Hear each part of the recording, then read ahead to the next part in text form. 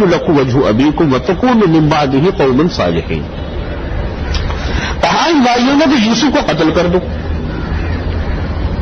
اب اطرحوہ ارضا، یا اس کو کسی ایسی سرزمین میں لے جا کر ڈال دو، یخل لکم وجہ ابیکم، جس کے بعد تمہارے محبت، والد کی محبت تم لوگوں کے لیے ہو کے رہ جائے.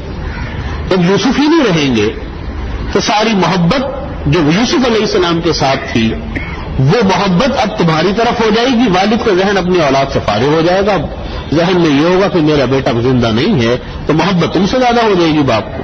وَتَكُونُوا مِن بَعْدِهِ قَوْمًا صَالِحِينَ. اس کے بعد جب تم یوسف کو قتل کر گزرنا تو ٹھیک ہے غلطی ہوگا، اس کے بعد نیک بن جانا، کوئی بات نہیں، مقصد تو تمہارا حاصل ہو جائے گا.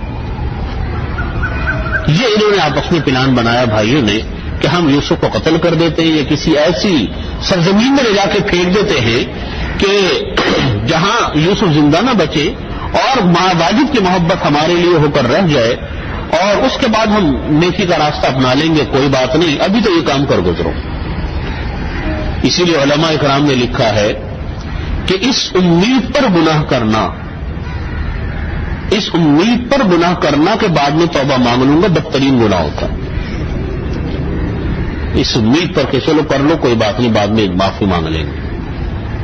چنانچہ بعض لوگوں نے گناہ کبیرہ کی جو قسم بیان کی ہیں ان میں سے ایک قسم یہ بھی ہے کہ ہر وہ گناہ کبیرہ ہے جس کو انسان چھوٹا سمجھ کر ڈالے، کوئی بات نہیں، بعد میں دیکھیں گے، کبھی انشاءاللہ توبہ مانگ لیں گے، کوئی بات نہیں، کر گزرو.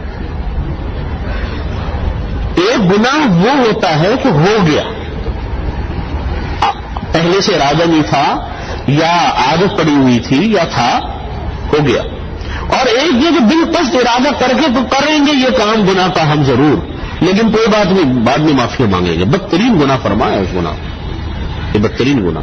ان بھائیوں نے بھی یہ کہا